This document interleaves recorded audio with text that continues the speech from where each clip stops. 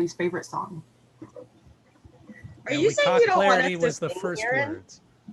I'm sorry? Are you implying you don't want us to sing? No, I am saying that I believe that we all possess such intrinsic talent that no matter what we choose to sing, the madrigal will be beautiful. I see. Okay. Oh, Rachel was the first person on. That's exciting. There we go. What am I doing? This is what I'm doing. It's all working out. Okay. Can I ask a dumb question? Of course you may. I mean, most of my questions are dumb, but this is particularly dumb. What is pronoia? Question.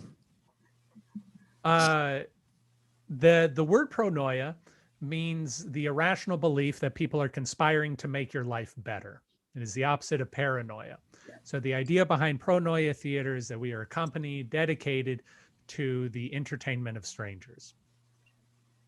And that no matter where you are and no matter what you are doing, we are trying to find ways to tickle your fancy, so to speak.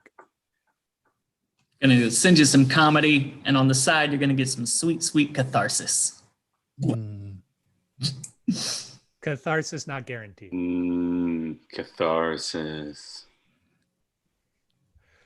Wonderful. Stephen, do you want to put that YouTube link in the Facebook event? Sure, I can do that. Because since I didn't make it, I don't have it ready to go. Hello, everybody who may or may not be watching. You're probably not watching right now because we just went live and we hadn't generated the link beforehand because of the inadequacies of this video platform.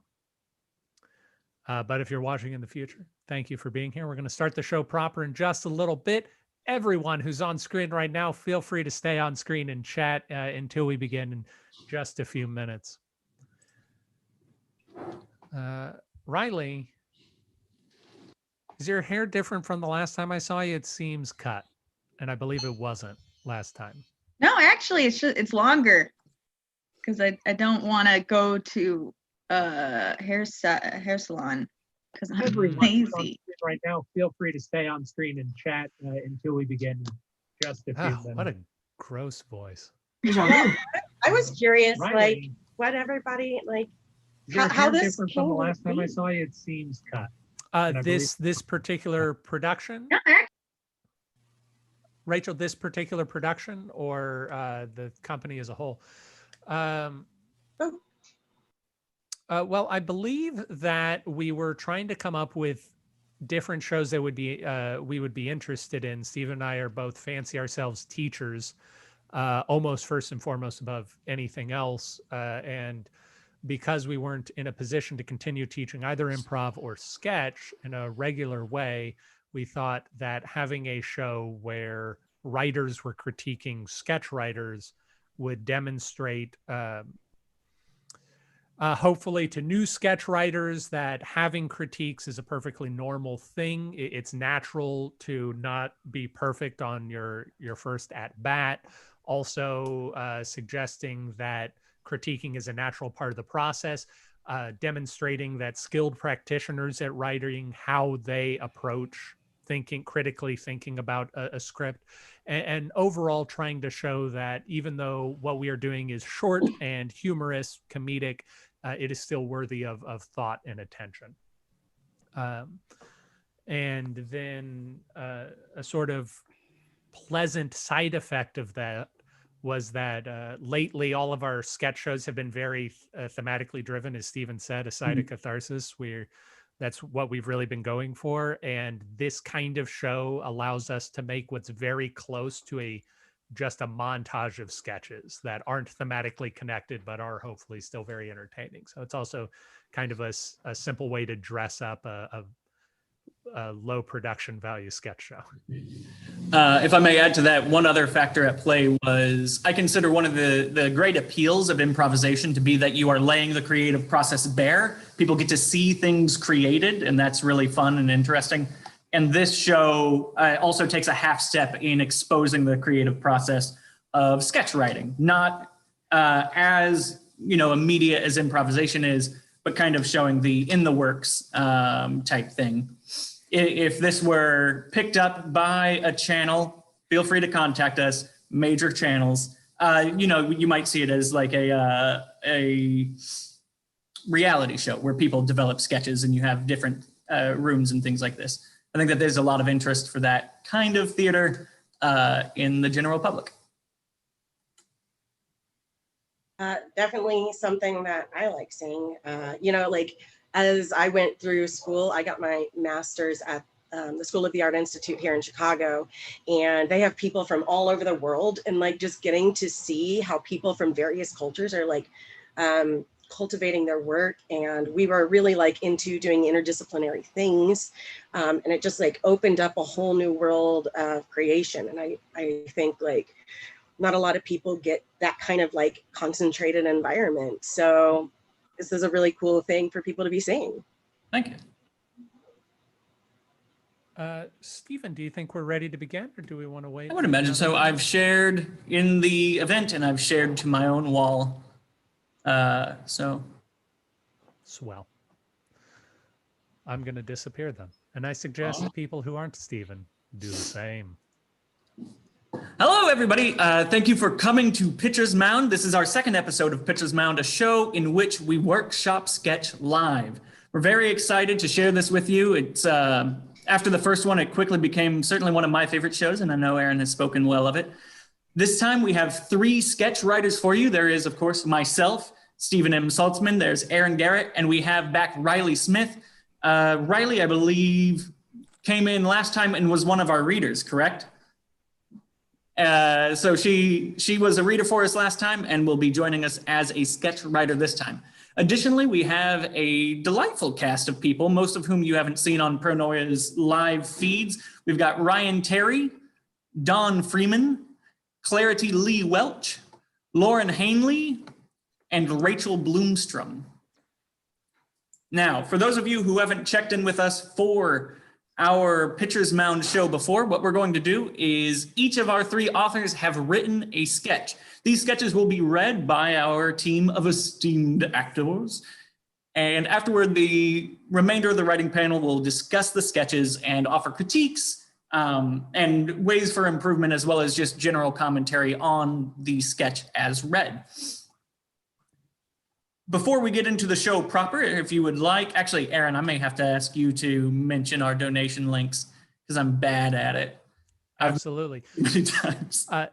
So Pronoia Theater likes to provide value to you. And if you think that we are providing value, we ask that perhaps you toss some value our way. And if you can, we'd really appreciate donations at either paypal.me/Pronoia Theater or Venmo at Pronoia, Pronoia, but I'm sure you already knew that.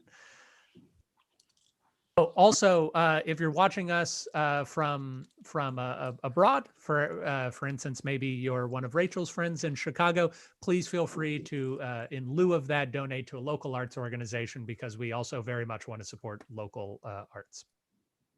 Absolutely. Thank you very much, Aaron. Now, with no more ado, we'll go into the first sketch. The first sketch is Cigarettes by Stephen M. Saltzman. Please welcome to the stage the performers for Cigarettes.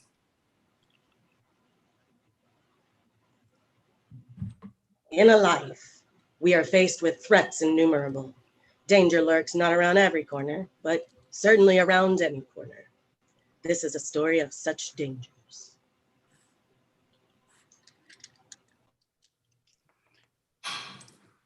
Raise.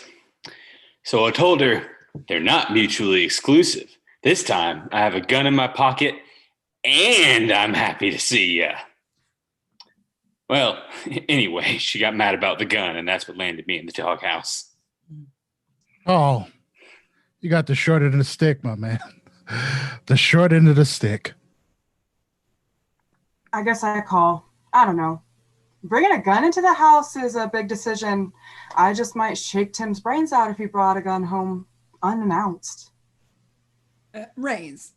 Well, yeah, but like you two have Sam to worry about. Rod and Tina don't have kids. A gun in a house with adults is a world different from a gun in a house with kids. Exactly. Call. Probably shouldn't have told her. If only one of us knows about the gun, then it's only half the danger, right? I take it back. You deserve to be down here. Anyone willing to bum a cigarette? I guess I smoked my last one. Call. Not me. I'm all out. Nada. Howard. And same. This is my lucky. If Tim's out, then I'm out. We share a pack. A moment passes uncomfortably as they realize what this means. Oh, you know what? I keep the extras in my roll top. Nothing to worry about. Rod checks the desk for cigarettes, but finds only an empty carton. Oh. Out here too. Race. I guess someone should, go get more. Call. Absolutely not. So you ready to quit? Just stop smoking? Everyone is ready to stop? I've tried. It's just I guess I. The way things have been at work. it's just really stressful right now. Yeah, me either. So one of us has to go out. I'll do it. No. Raise. Call.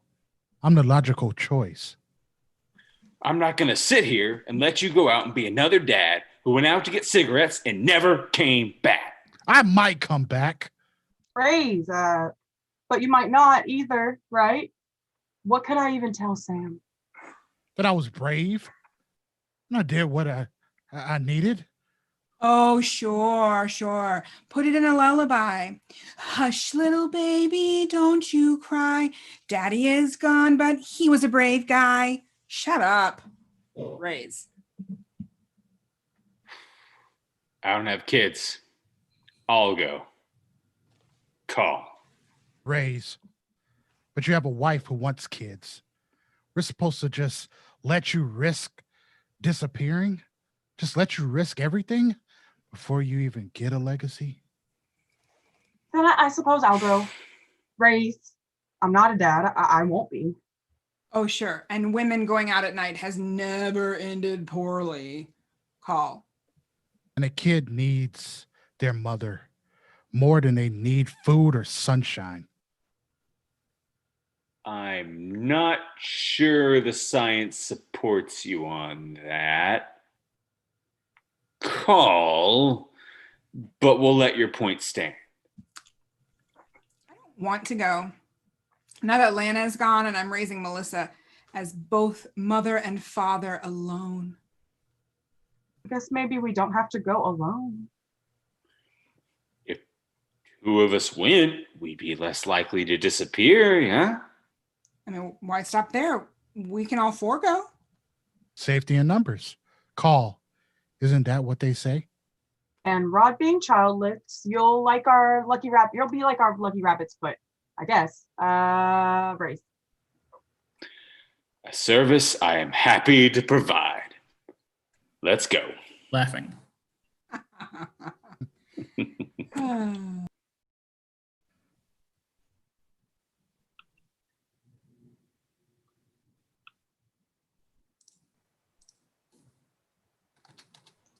My apologies. And so they went out into the night, blissfully unaware of the secret lying in Tina's womb, a secret she did not yet know herself. She named him Rodney after his father. These days, Melissa, Sam, and Rodney all play together, too ashamed to talk about the night that their dads went out for cigarettes and never came back.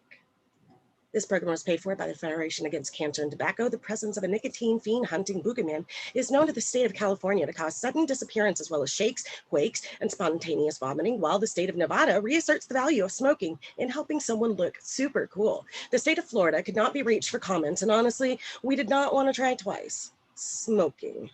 Just fold.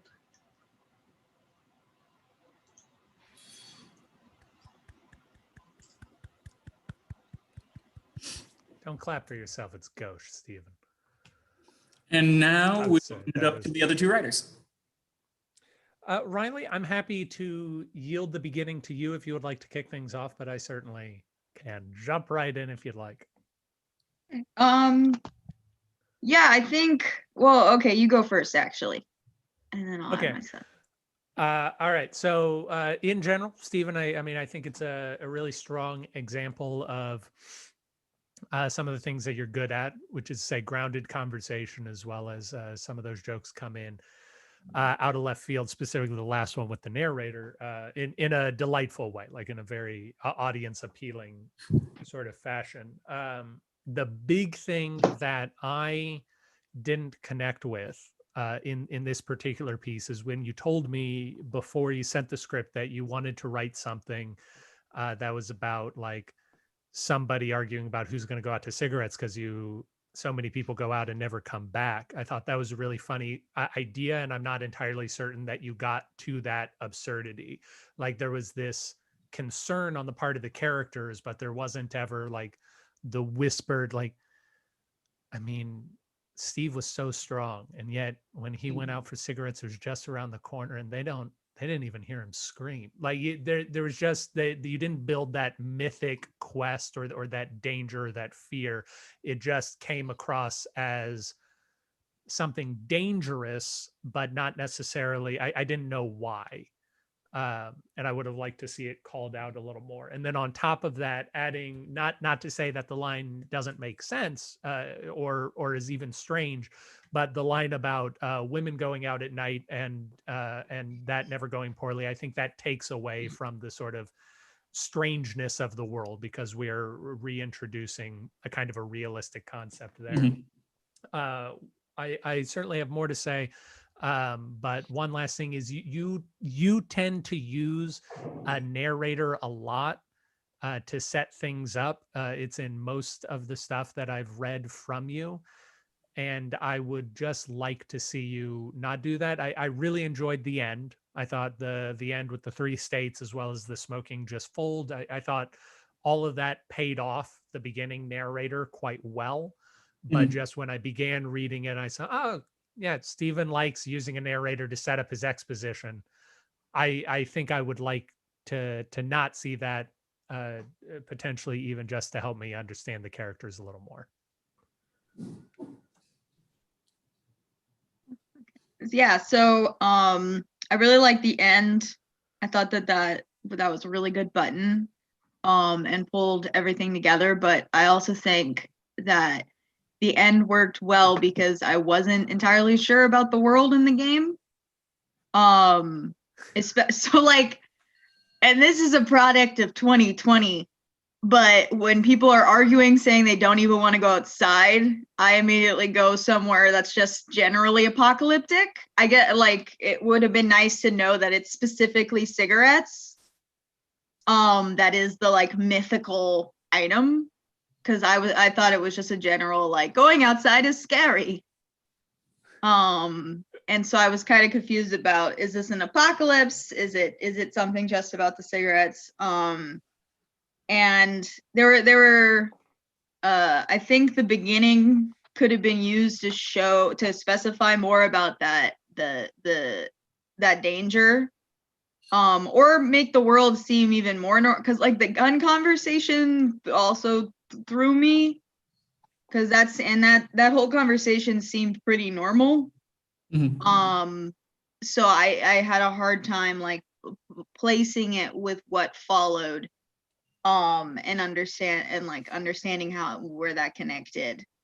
So I think either the front could be just more completely normal, not talking about anything dangerous, or that way that it's more like the cigarettes. And I definitely agree with Aaron that we need some instances of when people had disappeared before, to make that. I really like the little lullaby. That was actually very nice. I'd like to be memorialized that way. I will offer a counterpoint to Riley liking the lullaby. I thought the lullaby was quite funny. I think it was written well, but it took me out because it didn't seem like something a person would do. Like the just saying, yeah, we'll put it in a lullaby. I thought that could be a solid line on its own, but actually going forward with the lullaby seemed a little writery to me. Or you could hit it even harder and have someone get distracted the rest of the sketch by writing and workshopping the lullaby. I'd also be into that. I would be into that because it doesn't show a superhuman wit on the part of the character. And yeah, there were just some things at the beginning that kind of confused me about these characters. I think I wasn't really sure about who was related to who. And maybe that was just I had a hard time keeping track of the names myself in my brain, but like two of the characters share a pack. That was confusing to me, and also it lent to They're married. like okay. So they just Yeah. no, they're not. All right. So So the characters who share the pack are not the characters who are married. Okay, then that Because is Rod it. and Tim share a pack. Okay, well, yeah. So Alright. that was another thing where I was like, oh, we're in a dystopia where resources are hard to like you have to ration them between you and your friends. And that is the concern. So like I think I added a lot of headcanon that like didn't have to be there. So there's some chance for clarity at the top. Mhm. I would say digging down into things that aren't there yet. I think that this discussion I don't think that the poker games repeated refrains of call, raise, check, what have you, lent enough energy or action to the proceedings. And I think that the having a poker game can, and I would just enjoy seeing some more action, I think, involved, even if that action is as small as accidentally knocking over a set of chips because your hands are shaking as you're claiming that you can go out into the world. Or there's like someone can get up and grab a beer and just start like yelling and sloshing it around. Like I think that there's room to heighten the fear that all these characters are facing, as well as the fact that they're trying to not show that they're fearful because they want to be strong for their friends through what's going on that isn't quite present. I think that's an area where you can develop a little more. And I might even like just some adjectives about the four characters at the top of the script to just help me lock in, like so and so is real machismo, and Hannah is I don't know, Hannah is outwardly brave, or just something. Someone is clinging to their partner. One of the married couple is clinging to their partner throughout most of it. I think that a little bit of setup at the beginning could help inform a lot of the lines that come later, because there are a lot of ways to read those lines. And I think that could be cool to see.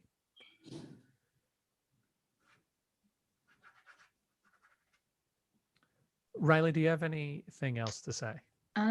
No, I believe. Yeah, I just second.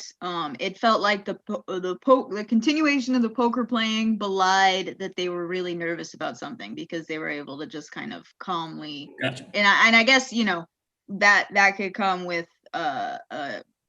with some direction, but yeah, the having some characterization with how they raise and call throughout could be helpful.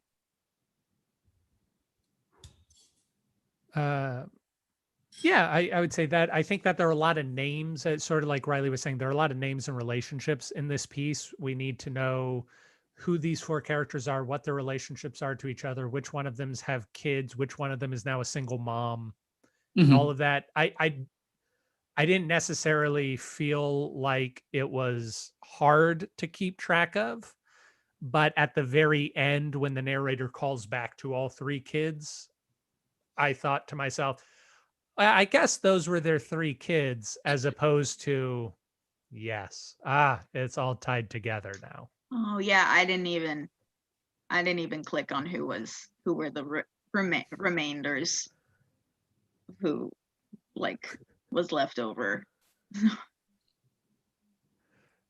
We have about 5 minutes left. Stephen, Riley, if you don't have anything else to say, then we could open it up for Stephen to give to either respond or anything else he might want to say in this moment.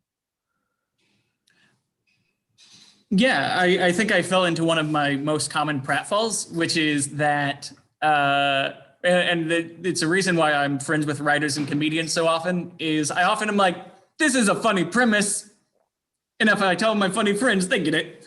I don't have to write everything. And so I got very lazy because I'm like, yeah, I get it. This idea that like, that when a dad goes out to get cigarettes, that classic overused line of when a father abandons his child.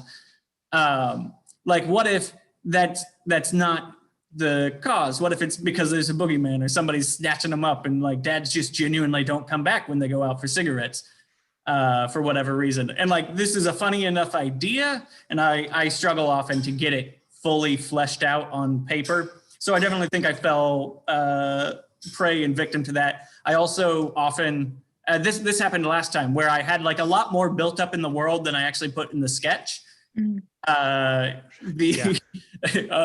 Almost the entire first page of my sketch last time was me like building up, this is the world, it has superheroes, these are their relationships, and then it was nowhere near as well fleshed out in the actual document, in the actual dialogue and stage directions. And so the audience missed out on most of the work I did. So yeah, these are things that like are definitely a personal pattern of mine that I need to become more active about working on when I write a script. Yeah, I thought that you guys had some really fun ideas. I like the idea of somebody getting distracted by trying to write the lullaby. Always that guy. Amused that Aaron's like, people wouldn't do that, because I was like, my first instinct was very defensive. Like, I mean, I do that and I'm a people. And then you're like, it sounds too writery. And I'm like, I am also a writer. So Yeah, you're trained. Writers aren't people. You are trained in improvisation. yeah. Presumably these characters are not trained in improvisation Yeah. because they are playing a poker game instead of giving all of their time and energy to a theater. Yeah. But yeah, I was very amused by that. Like, hey, no, he's right. Like, instinct. I also like what you just said about maybe there's a boogie. Like, I'd love to hear all of their guesses about like what is happening, because that's fun. All the myths and the I read online. That's what I imagined when you first told me the idea. I was like, yeah, that is funny. As a friend of the theater, Jason McElweeny has said of improvisers, we're real big on ideas, real on execution. Yeah. Yeah. I know I mentioned, or I implied to Aaron that like I was excited about this idea, and then I sent out the sketch. I was like, I am not excited about the sketch. I think it was fine though. All in all. Yeah. I think that there's a lot of really fun and helpful directions to take this. Yeah, you just elaborate a couple of beats, I think, and work on the world at the front, and it'll be really good. The hardest thing is the button, and that button is solid. So that's nice. But this isn't Aaron and Riley Talk Sketch Theory. It's time to move on to our next sketch. All right. As I mentioned before, back to Stephen the host, our next sketch is Auntie. Okay, yeah, I did write that right. Auntie Clara. It was written by Riley Smith and will be performed by the full cast.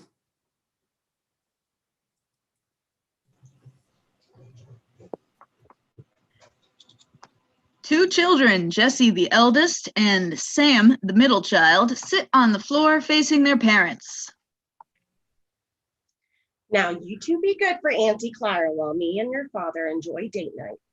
Yes, I'm very excited for Batman versus Jurassic Park.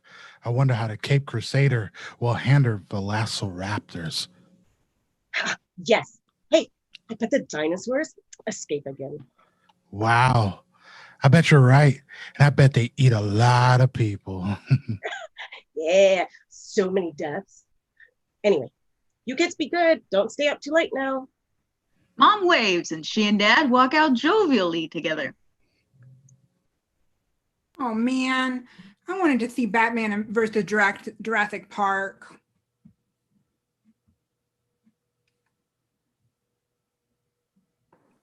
You're not old enough. There's kissing in that movie. Ew, gross. Never mind. Oh, Jesse, I love our sheltered suburban lifestyle. Me too. It's so great to have a childhood free of conflict, poverty, or abuse. We'll feel guilty about it in college, but who cares right now? Hey, Auntie Clara's here! Yay, Auntie Clara! Auntie Clara enters. She is wearing a crop top and has a butterfly tattoo just over the line of her pants. She walks with her stomach and bottom lip jutting out, the bottom lip holding a cigarette. Her hair is messy, her makeup raccoonish, and her general attitude gives no fucks. She has a large bulbous purse, preferably dripping with something and or stained. Auntie Clara? I am supposed to watch both of you. Yes? That's not what I signed on for. Try to act like just one kid, okay? So I don't have to follow you two around or nothing. The children link arms and legs. Well done. I'm your Auntie Clara. I will be your legal guardian for the next, few hours. You kids want to see America's Most Wanted? No? Is that like an awards show? Sort of. Except the award is jail time. Sit down. Come on. You can sit on the couch with me. Just don't move too much. My kidneys are irritable when jostled. Auntie Clara takes her seat, herself and her purse taking up the majority of the middle of the couch. Jesse and Sam, linked, stumble over to in front of the couch, where they take another seat facing the TV, which is the audience. Auntie Clara is immediately enraptured. Audio of America's Most Wanted plays, talking about a gruesome crime, a triple murder or robbery of a home, or something as specific to Jesse and Sam's situation as possible. They look terrified and cling to each other. A baby cries off stage. What's that? You have a cat? No. That's Tyler. Kid, I know a lot of Tylers. Tyler, our little brother, who is 14 months old? Oh, that Tyler. Yeah, your mom mentioned him. How's he doing? He's crying, Auntie Clara. Right. Give him some of this for his nerves. She pulls a flask out of her purse and hands it to Jesse, who smells it. His nose wrinkles up. Sam takes a whiff and sticks her tongue out. Gross. I think your juice went bad, Auntie Clara. It's whiskey. The first and last time I had juice was my first and last day of kindergarten. What? You let a child have scissors and put them in a high-pressure situation. It's stab or be stabbed. Plain and simple. I don't apologize for defending myself. No. Auntie Clara, we cannot give Tyler whiskey. It has alcohols in it, and that's bad for babies. And bad for everyone, really. You two sound like my mother. But I told you, you let a child near a liquor cabinet and put them in a high-pressure situation, such as the first grade, and they're going to take a little nip at now and then, plain and simple. Please take this whiskey out of my 8-year-old hands. What? She takes the flask back. No whiskey. Tyler's more of a scotch drinker? He likes apple juice.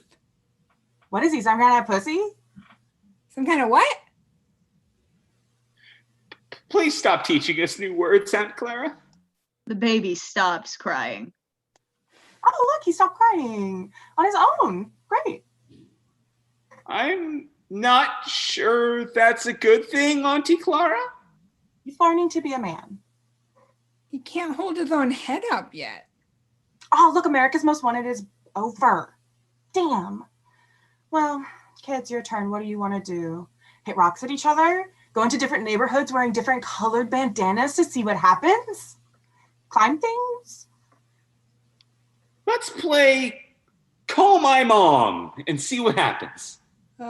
We could play Uno. Uno? We're not Mexican. Is your dad Mexican? I can't tell. Auntie, please stop teaching us these words. You don't know Mexican? Uno is a card game. You try to get rid of all your cards. It's really simple. We'll teach you, but listen, Auntie, I'm worried about Tyler. We should check on him. Oh, is he still here? Yes. Sure, go check on him. I don't give a damn. Let's just make sure you go in pairs so it's safer for somebody to take off with you. Not like that's likely. I just want to be safe is all. Jesse and Sam work together to try and make it toward Tyler off stage. Before they get very far, though, Mom and Dad walk in. Well, the dinosaurs got out. But Batman was there, so it all turned out fine. Jesse and Sam run toward their parents jubilantly and hug them forcefully. Mom, Dad, we missed you a lot. Please don't ever leave us again. That's so sweet. Let me go check on Tyler. She extricates herself and walks to the other side of the stage and offstage to do so. Kids, I know you missed us, but we've got exciting news. Your mom and I are going on vacation to Hawaii. It's going to be our second honeymoon. You guys would wreck the mood, so you'll get to spend an entire week with your Auntie Clara. Jesse and Sam look at Auntie Clara, terrified. She salutes them with the flask. Mom re-enters. It's Tyler. Is he all right? Yeah, he's fine. He grew a mustache and woodworked a table, sanded himself and everything. He's a man now. He's a man now. Oh,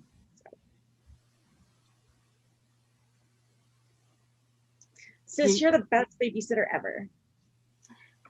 We're doomed. Ah, bro, come on. Don't be a pussy. Did I say it right? I'm a man now.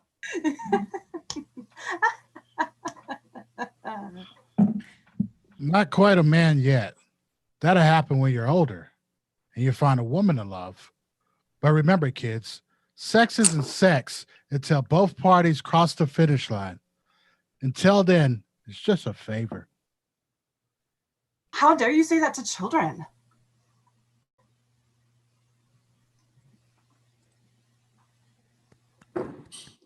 I am clapping for the actors and not for me. Thank you, Riley. That is, I'm glad that you disclaimered your own applause.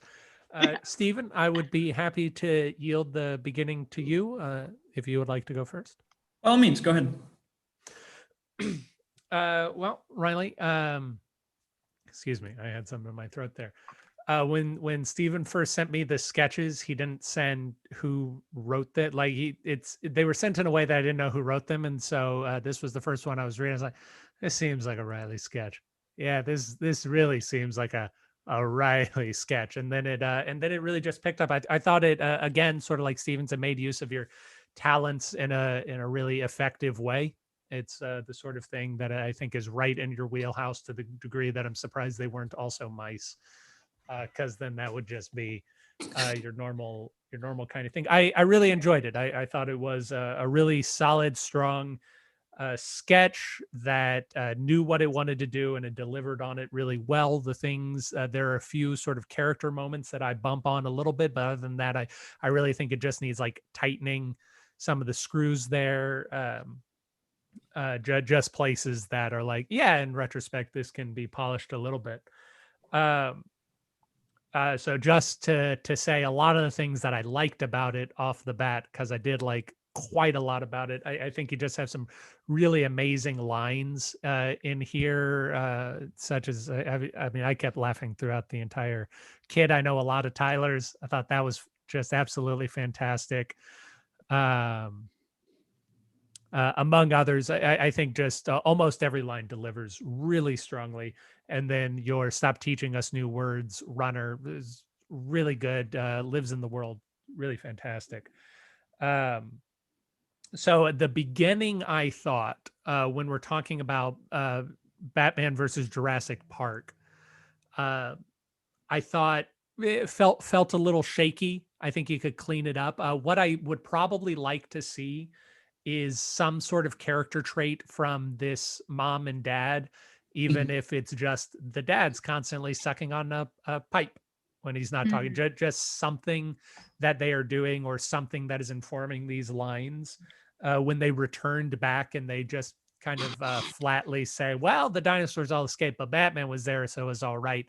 That's another place where I'd probably like the mom and dad to have something else. Like, I don't know if like the dad says, wow, the dinosaurs all escaped. And then the mom like consoles him. He's like, but Batman was there, wasn't he? He's like, yes, well, we're all lucky to have Batman. Like just something kind of for the two of them to latch onto and exhibit something of themselves. For me, I thought Sam let go of his viewpoint a little too quickly at the end. I don't know if there's a way to demonstrate that Sam is a little more susceptible to Auntie Clara's machinations earlier. Like maybe Sam, I don't know, repeats or follows the motion of her, then Jesse pulls Sam back in some way. But just the fact that Sam immediately switches seemed a little odd. The reveal was really good with Tyler having grown a mustache and sanded a table. Very funny imagery. The one part that I really wanted more of was that the America's Most Wanted section seems so important, because you say that they should be listening to it and it should be as specific to their situation as possible. I really wanted it written out a little bit more with maybe some interplay, like Auntie Clara saying, yeah, no, you never know. It's usually the babysitter. It's almost always the babysitter that gets them. It just something that continues to stoke their fear, and just, maybe spend a half page on that beat instead of just leaving it up to whomever the director and the actors are to figure out exactly how that's done. And then, unfortunately, the ending, just the Auntie Clara's reversal of how dare you say that to children, didn't fully read to me. It didn't hit me in the gut in the way that I think a lot of these sort of ironic endings should. And I will spend time thinking about that and whether I have any further thoughts on it as Stephen digs in. All right. Yeah, wonderful. I think it's really fun. I think it's got a lot of very clear goals. And there's clearly a lot of play and fun that can be had with the various characters.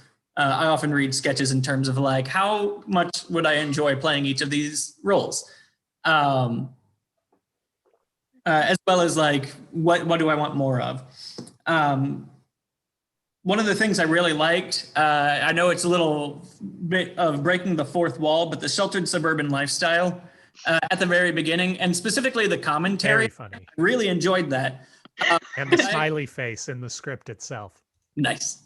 I would actually like to see it come back later. I think that the script is long enough that they're beginning to be traumatized, and especially with the parents talking about how they plan on leaving them with Auntie Clara for a week.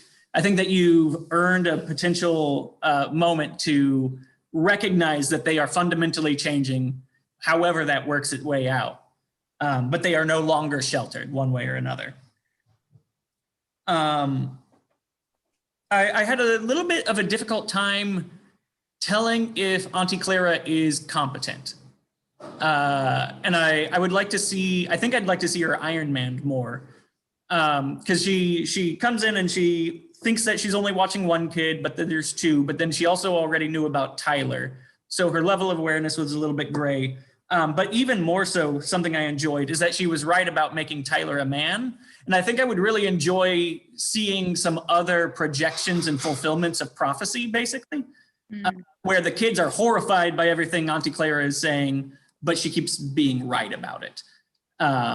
Which I think could also bolster the Sam thing that Aaron was talking about, that he could go on a little bit of a journey of like, maybe Auntie Clara is right.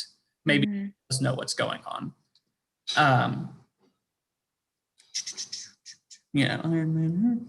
While you're thinking through that, Stephen, two other things that I really loved, Riley, that I forgot to say. The introduction of Auntie Clara itself, just the description of who she is really excellent writing there. It really cuts to who she is and puts a clear mental picture in my head. And Clarity did a great job of portraying her. And then also the physical bit of the two kids trying to meld themselves into one both very funny and well realized on the page. Yeah, I agree. In terms of characters that I think would be fun to play, I would like to see either the mom and dad built up or shrunk down. I think they make sense as a bookend device, but a combination of there being just almost a little too straightforward and unenthusiastic.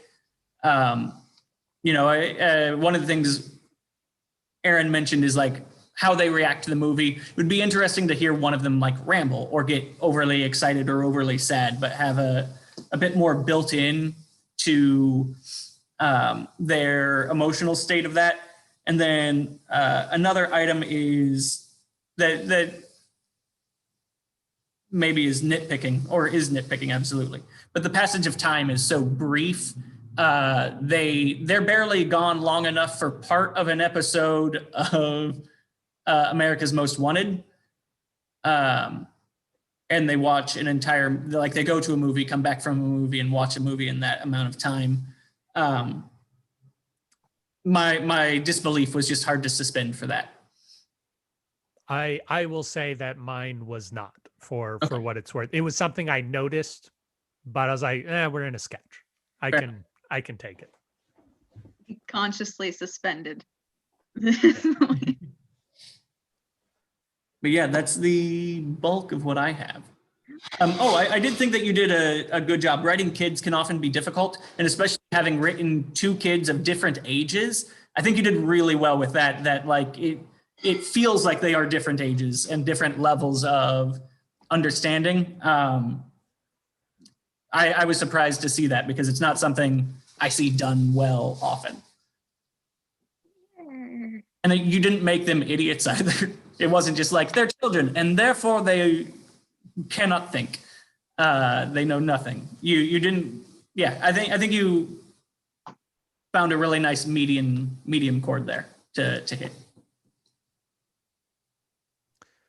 Yeah, so I guess sort of echoing from what Stephen said about her either making prophecies or being surprisingly competent.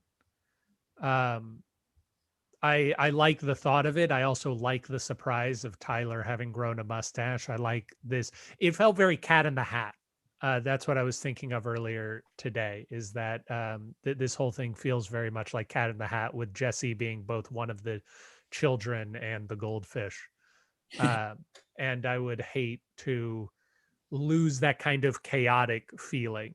But I like the idea of maybe, like, again, if we go back to the idea of building out the America's Most Wanted section a little more, like she's saying things that are so very close to their own situation, and then like cops show up at their neighbor's house because someone's been killed, and she's like, yeah, no, and there you go. But yeah, I don't know. Really, I would also readily accept her being wrong a whole bunch and then her just nailing the one that was actually the biggest concern. Just some more clarity, I think, one direction or the other on that. Is her being right about Tyler the exception or the rule? Indeed. Stephen, can we open it up for Riley to speak? Is this a good time for you? I imagine so. Excellent. Yeah. Yeah. Thank you, guys. This is really good feedback. Yeah, I haven't visited this sketch in a while, so and it's one of my favorites because I love Auntie Clara. Love her so much. That is evident. Auntie Clara seems like a real wish fulfillment, potentially, on the part of Riley Smith. I would just love to give no fucks. I think I just like characters who are just fine. Like they're fine. Like everyone else around them is having trouble, but they're fine. Let me think. Oh yeah, I also appreciate what you said about kids, because that's actually one of the things I thought when I was writing this is like I really don't like a lot of times how sketches use children.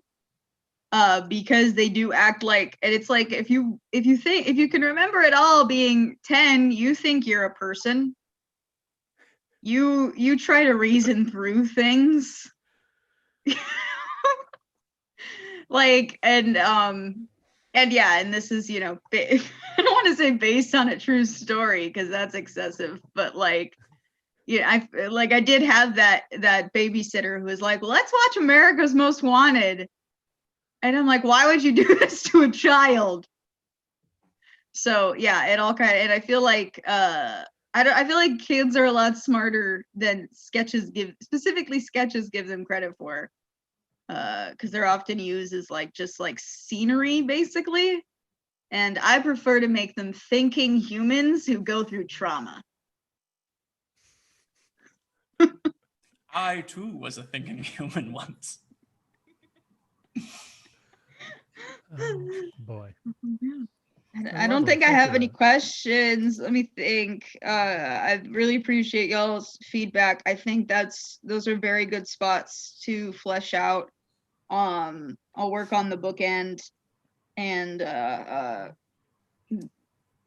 flesh out that the America's Most Wanted part will be fun to write. So I don't know why I was just like, I like to leave stuff open to the players, but so I that's definitely something I thought to go in and write out. That one was a little too big. Yeah. For that. Yeah. Because it's kind of. And I could readily see that being developed in production of a show rather than at a table read. Yeah. Yeah, that's kind of what I thought about it, but I think you're right. It needs some more guidance in the script for people. Very cool. All right, if we don't have anything else on this one, we'll go ahead and we'll bring about our third sketch. Now, our third sketch is by Aaron Tyranius Garrett. It will be performed by only two members of our cast this time. I'm a little bit lost. Please welcome to the stage the cast of In the Car. Two newly no longer high school students ride in a car. Clay drives his girlfriend Maya. Both are full of youthful zeal. Maya bandies about a cassette tape. And it was called The Best Album of 1993, which I know was like 10 years before we were born, but whatever. Best is best. And you're the one driving an El Camino, so. Well, put it in. It's just, I know what you're going to, and I just don't want to deal. It's not just some chick album, okay? So don't even. I'm not. I don't do that. I don't diminish or derogate women artists. That's. Okay, I hear you, Mr. SAT, but you're a liar. No, you don't, okay? You don't go all chauvinist and say only men can rock or whatever. I don't talk like that. But what you do. Nobody talks like that. Is what you do is. Maybe your dad. It's just, you think when a guy sings about a breakup or whatever, you think it's normal. And when a girl sings about a breakup, you think it's. Yes. You have that. Yes. Like you. What was that? It's like you roll your eyes. I never rolled my eyes. But your body rolls your eyes. It's like your whole thing is whatever. You know what I mean? I do know, but I don't do that. I'm a guy who am as egalitarian as apple pie. But it's a good album, and I had to go down to the stupid Goodwill to get a stupid tape recorder to record the stupid album because your stupid car lives in the past. Don't disrespect the El Camino. This is a sleek classic. Guzzling gas, every trip are independence. It gets like 50 miles to the tank. We could go anywhere, babe. Floating free among the people, beholden to no one. Duck, I see your mom coming this way. Maya sinks in her seat. She's supposed to be in Santa Fe. Not her, but better safe than sorry. Still sunk down, Maya tickles the inside of Clay's leg. Stop it. Oh, poor baby, you liked it last week. We were stationary last week. All I'm saying is my Kia may not be low to the ground, but we don't have to spend half the day at Valero. Well, we can't make out in the bed of your Kia.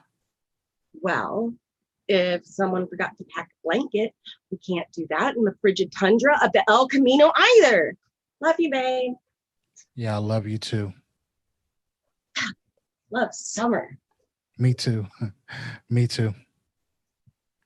You see, Steph is throwing a party next week. Yeah, Chet's back. Yeah, that means beer. Gross. But you want to go, right? Yeah, of course. Yeah, you do. I got a new dress. Want to see it? I'm driving. Steph's going to see it, and she's going to... What? Why?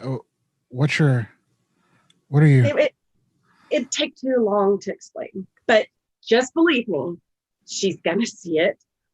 It's going to be great, and you're going to be happy for me. Is it a dress I'll like? You only like the tight stuff. So if it isn't tight, then why is Steph? There's more to fit than... See, this is why it would take too long to explain. They drive in silence for a bit. Clay keeps his eyes on the road. Maya scratches her ear, checks her phone, touches the window crank knowing it doesn't work, but hoping that it will. So do you know what you're doing with the whole Stanford thing? Oh, yeah. Well, I'm going, obviously. You don't get in and not go, I guess. I don't know. I guess I won't double because... So, right. You need to keep it up for 4 years. Yeah, definitely. I'll get a job. CIS, I guess? That's more marketable. Well, I know you'll make the right decision. I don't think there is one. There's just decisions. They're just decisions. At this point, we're just doing stuff and we'll figure it out later, yeah? I guess. I just know Aunt Monica always says she regrets. Can we not talk about it tonight? Or at least not now-ish? I just want to focus on life both you. Gross. You don't forget to enjoy it. It's got to be a cool place, right? I guess. When I did the stay over weekend, it was pretty cool. But I guess it would be because they're trying to sell you something. I just mean, don't get stuck just studying and working. I know you. Watch your language. Don't forget to pencil in partying and dancing or fencing or whatever. I hear their fencing parties are very exclusive. Don't miss out. Fun classes, fun clubs, guys. Make some reckless decisions. Guys? Yeah, unless you were thinking of pitch hitting for a while. Stop it. I guess I didn't think about dating in college Because what? just the studying, I guess. Yeah. You know, failing to plan for hookups in college is planning to fail at hooking up in college. Thanks, counselor. Maya rests her head on the window and stares out for a bit. How about that Chick album? What? Oh, shut up. It's good, okay? It's a little boring. That's how you know it's artistic. Stop. You're delaying and popping it in. We've still got a bit before we get to the stars. Maya finds the cassette and loads it. Liz Phair's 6'1" starts. Maya lays on her back, her head in Clay's lap, staring up at him. He looks down and smiles. Blackout.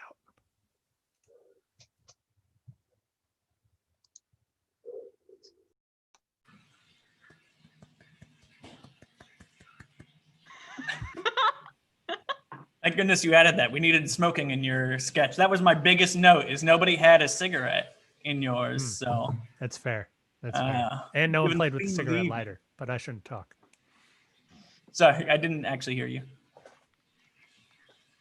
Riley, would you care to go first or second? I'll go second. Okay, wonderful. I think that this is a really fun, interesting sketch. It feels slice of lifey, but also like it's you do a really nice job of giving kind of this mood of the relaxed summer before an eventful fall. It seems like there's a lot of things that are about to happen in the near future. A lot of them, is it Maya and Clay? Yes. A lot of them surrounding Maya and Clay, and especially Maya potentially leaving. When I read it and I hear it, I get the sensation of like a long drive across country. And then it turns out, I think they're just cruising. They don't have a specific destination stated, if memory serves. But yeah, it's a fun, interesting piece, and I like the mood of it a lot. One of the notes I wrote is that it feels like it's part of a larger piece, that this should be almost one scene in a series exploring either this small town or these people's relationship or what have you. Nice. Well, you nailed it, Aaron. Also, this isn't on you at all. This is on me, both when I read it and when I heard it being read. My brain like immediately started playing One Headlight, which is not the song nor artist being referenced, but it's what I hear playing in my head the entire time. The whole thing has kind of a retro feel to it. I don't know. There's nothing specific that makes it not this year other than the El Camino, but it's stated that it's already like a classic car or an antique. But I do get like the sensation of this having happened well before now. And I can't tell you why exactly that is. I think part of it's just like that concept of relaxing, and I haven't had that in 20 years. So maybe that's it. But yeah, it's very interesting. How I could not tell how old Clay is. I get the sensation that he is supposed to be older and somebody who did not manage to, or either did not apply to college or did not get into college. But having that lined up more, I think could help us feel out the relationship. Additionally, one of my big questions, of course, is are they dating? Have they been hooking up? It seems like Maya has a lot more expectation of this being a continued relationship. And it's unclear if the hookups in college are going to be opening a relationship or ending a relationship. And I think that there's a lot of room for Maya to have that as part of her own internal conflict and questioning. But it certainly, as me as an audience member, was like, oh, like I want to pry it open. It's emotionally evocative, and it makes me ask the question. I also thought that it was fun, taking the opportunity to address like very subtle forms of misogyny. I'm glad to see that in a sketch where it's like, yeah, no, you're not like a raving asshole, but you are like dismissive. I thought that was nice. Mr. SAT, I did not get. He didn't use a big word there. I don't know if it was mocking him for not using a big word or what, but my mind went to the SATs, went to tests. And I thought it was a big word. I thought he was using big words. Which one? I thought he was Mr. using Ilk. big words because he said like derogate or so, like derogate women or something, which I'm not sure if that was a word, but so he used a couple of things that like from a teenage boy. Okay. Now from Aaron Garrett did not seem out of place, but from a teenage boy seemed out of place. This is a long-standing issue with me of like, I will turn to friends and I'm like, do people know this word? Because I know all of the wrong ones. So yeah, okay, yeah, derogate, that makes sense. Like derogatory. Yeah, and like this whatever he said in the next sentence, I was like, oh, this boy think he fancy. I thought it came after like a literal gibberish word where just like PBBT. That also. And so I thought that Mr. SAT was in reference to that last word or phrase where I think, am I incorrect that it's just kind of a sound effect? It is a sound. Okay, yeah. So that's where like maybe I didn't realize that it was serious. Moving around. Riley is correct. She is referring to derogate. Gotcha. When she says Mr. SAT, but the very last thing he says is. Gotcha. So yeah, maybe move that. Yep, that's where I got hung up. Then was on the. That makes sense. We all do. Riley, thoughts and questions? Yeah, so I really like the feel of this. I like how quickly you set up the characters. I feel like in each of their like first line, you really get a feel for them. I like the mood of the piece. I feel like everybody like it can tap into that nostalgia. I like that the two of them seem to be on slightly different wavelengths. Like it's almost they're both in a teen movie, but they're in a different teen movie. Like he thinks that he's in those like indie 2000s movies where like everybody like they're both so deep and they're like learning about and they're smarter than everybody. Yeah, he's in that hair and she's in like a more fun normie coming of age one. Emo as hell, exactly. That's what the actor just messaged us. It's accurate. So I really like that they're on the different wavelengths because I feel like one, it was fun to watch, and two, and I feel like if you were to film this piece, you could do something really fun with that of like the different moods of the two characters if you wanted to. But I really like that they do not feel like they're in the same movie and on the same page. I also like I don't know, like I commend you, Aaron, for consistently representing women's experience accurately. Because the beginning part where she's like struggling to be like, no, but that's not the misogyny I'm talking about. But you're like, I think this is a problem, especially for young women. And I felt it when I was a little bit younger. Now I'm just like, you're an ass and I hate men. But like you want the guy you're talking to like you and think you're fun, but you also want to address his misogyny. So it's like very difficult to like how you're gonna do that. Yeah. I forgot to write it down, but I really did enjoy that moment where she's like, yeah, you're just like kind of subtly misogynistic and trying to explain it. And he's just talking right over her. Not like that. It. Like, that's what an asshole. Fucking Bernie, bro. But, and like, I feel like that's also about, and he's genuinely like, I don't understand what you're talking about. And like, but that's such a classic thing where you're like trying to explain to a guy, especially a guy who in his head is like, I am the feminist. Like they're the ones who are like, nope, I'm not going to listen to anything you have to say about this because I already get it. So, and like just her like awkwardness with it, I really like that. I felt like I don't understand why they just dropped talking about the album. I know it comes back at the end that they finally, like, he reminds her and they finally listen to it, but I don't understand why she like does all this build up and then they just don't listen to it until like he reminds her. And and I think that's an easy fix. Like, obviously they're more interested in their relationship at that point, but there's got to be some reason why she drops it, because obviously that was really important to her. Yeah, I love all the beats where he continues to not understand her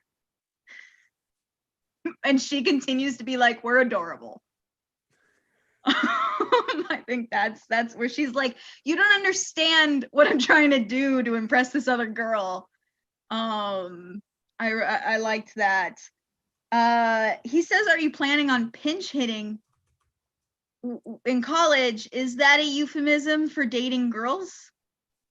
Okay, I did not know that one. But like as a phase, like it's not like what she'll do the whole time. She's just like pinch hitting, that college phase.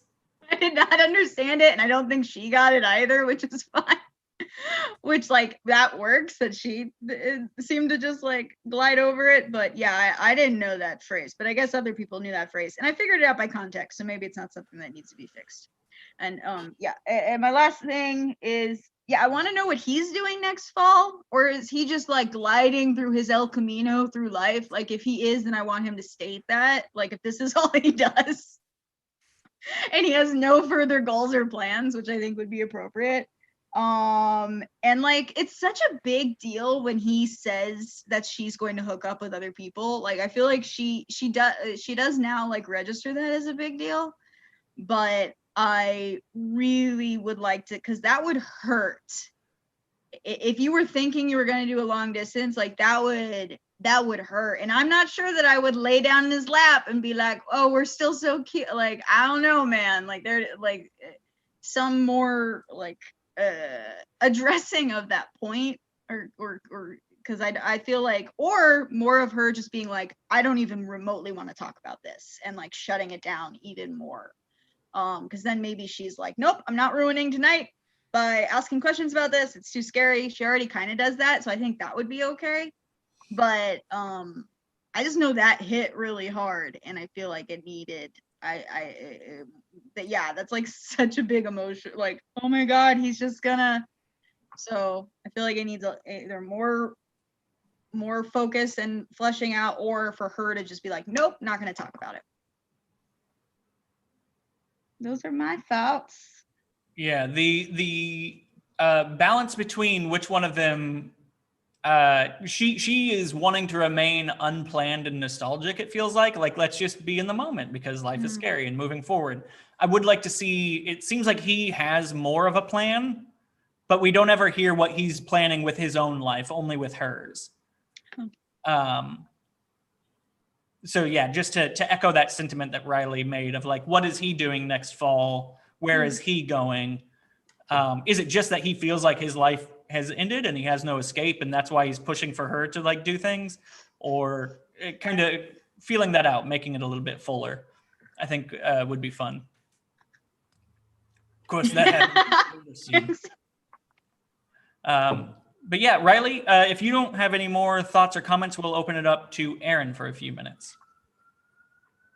Excellent. Thank you all so much for those notes. It was really gratifying to hear what worked and what didn't from my intent point of view.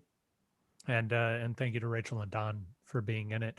I want to begin by sort of just tying together what Stephen said about this being part of a larger piece and what Riley's reaction to Maya's reaction was, which is this is intended to be part of a show wherein a character realizes that they're not going to be with this person forever, but then decides not to pursue that right now.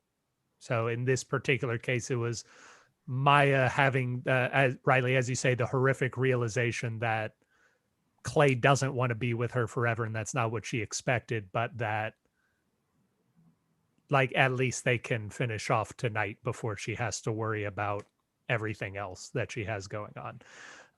So I think I can do a little bit more to showcase that thought process of hers for sure. in a sillier detail, pinch hitting is not a phrase. You got the intent. You got the exact intent. The phrase is usually batting for the other team. But I didn't like the sound of that as much as I liked pinch hitting. So I was like, I kept going back and forth, changing it back, pinch hitting, batting for the. I'm just going to go with what I think sounds better and hope that it works out, which maybe. I think it's fun because he's like still a young guy. So like the fact that he messes it up is kind of funny. He doesn't get phrases. He's I too did cool. not He's got process too- pinch hitting as in like bringing in a stunt double, but it's a very amusing concept. Yeah, that's what I was over here. I was like, pinch hitting. Does he want her to be like the unicorn? Like, does he want her to be the third in somebody's throuple? That's one way to encourage trying new things. And Stephen, it's interesting that you brought up that his age is unclear. He was, as written, intended to be about 18 years old. He's just graduated high school along with Maya, but in various states of the script being written, he was 19. Like he had been out of high school for a year or had not been. Yeah. And so I could probably clarify that. Presumably, if you want to know, I imagine he's just going to hang out in Albuquerque and go to the University of New Mexico. Like I think he got into a state school. He's at a state school and he understands that his girlfriend's going to go off to a different social class. That's sweet. He's like, you're too good for me. Yeah. I have no ambitions. Man, I like this El Camino. That's one ambition I got. I don't know the song One Headlight, Steven. I'm going to have to look it up. But yeah, no, it seems as though yeah, I was telling someone not involved that I was nervous about this piece because when I've written other things, at least I know there are lots of jokes in them, and I can say this intrinsically has a lot of jokes. I don't know if people will get the jokes. I don't know if they'll like the jokes, but at least I know that there is some value to it.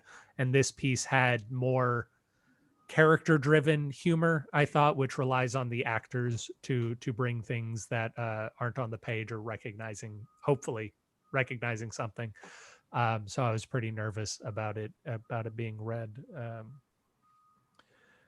But yeah, I like you've given me a lot to think about in terms of how can I hopefully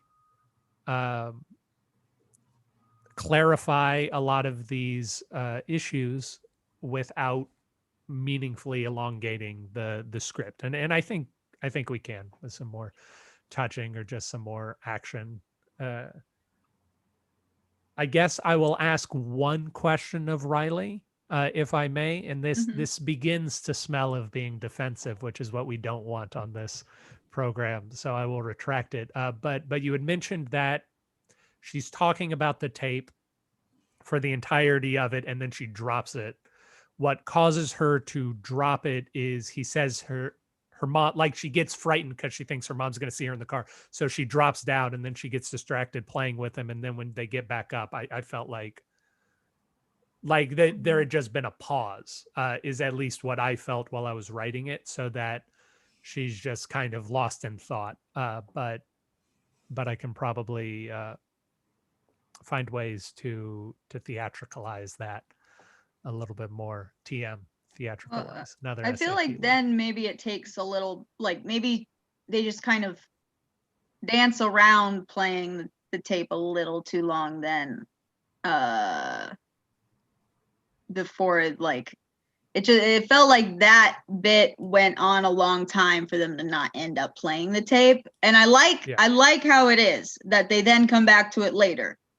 That should remain the same, but it just felt like either that bit was a little too long, or it needs even more of a reason for her to just totally forget this thing that was so important to her.